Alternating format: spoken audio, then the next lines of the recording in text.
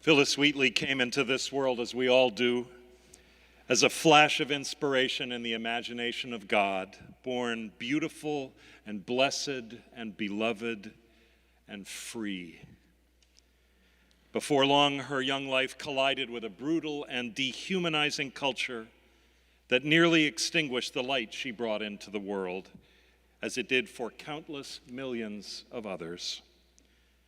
But her resourcefulness, her courage, and her remarkable talents enabled her to survive and even to light a lamp that continues to burn. In her honor, on the Sunday closest to her birthday, here among the congregation who have the audacity to consider ourselves heirs to her chosen family of faith, we say her name. And we pay our humble but heartfelt tribute to her persistence and her gifts by honoring a member of our wider community who, like her, has found a way to open doors. Today, we honor one who, like Phyllis Wheatley, has used language as the wedge and truth-telling as the discipline by which to help God reshape the world. So now, Grace Speaks with their leader, Tracy Lamont Keene, on behalf of all of Old South Church, call forward to receive this award, Mr. Melvin B. Miller.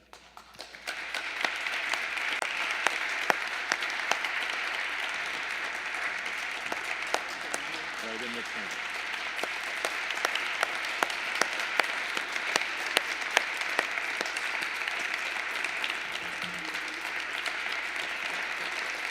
Tracy.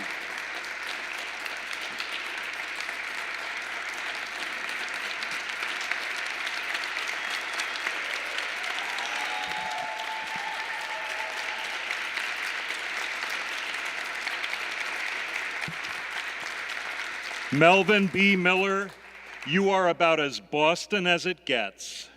A proud son of the H Block of Roxbury, an alumnus of Boston Latin School and Harvard University.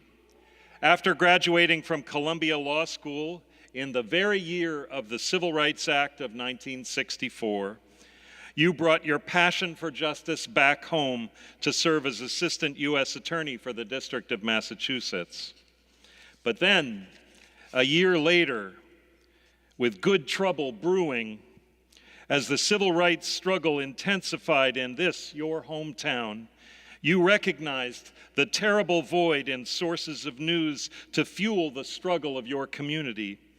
So you founded a newspaper that became the most reliable beacon of connection for Boston's African American citizens and their allies, the Bay State Banner.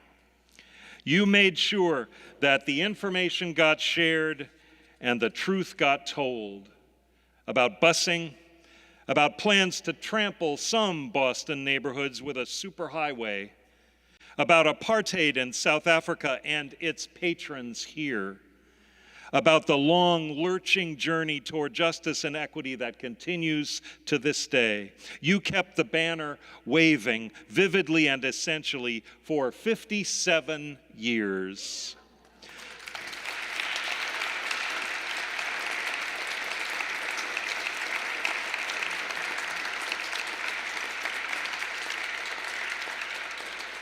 Someone wrote, I'm not quite sure who, that you did that in a way that was slightly irascible and widely respected.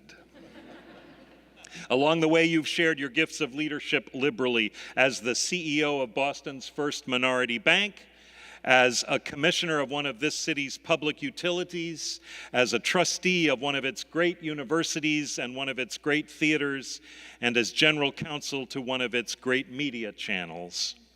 You have received an Achievement Award from the NAACP, been made an Honorary Doctor of Humane Letters at Suffolk University and Emerson College, and you have been honored by the leaders of New England's newspapers, your own guild, with a Yankee Quill Award.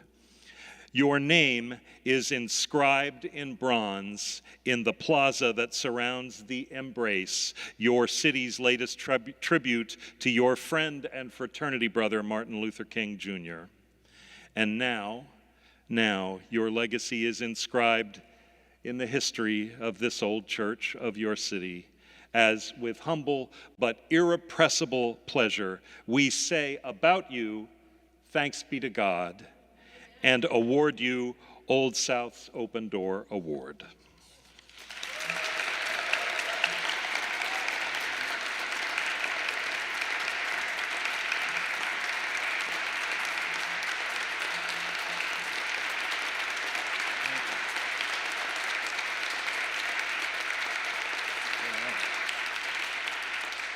That is, without a doubt, the most amazing introduction that I've ever heard, at least about me.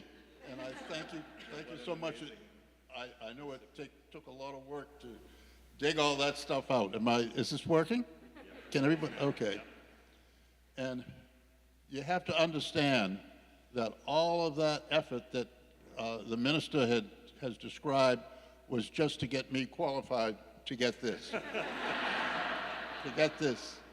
Because the work of this church and black fugitives back in the 1700s, my forefathers and foresisters, without their effort and without your support over the years, we wouldn't have made it.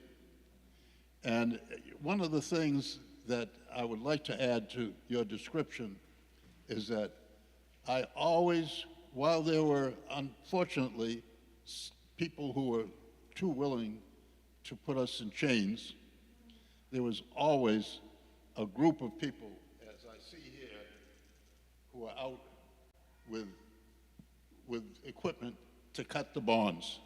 And I thank you all for that. Thank you so much.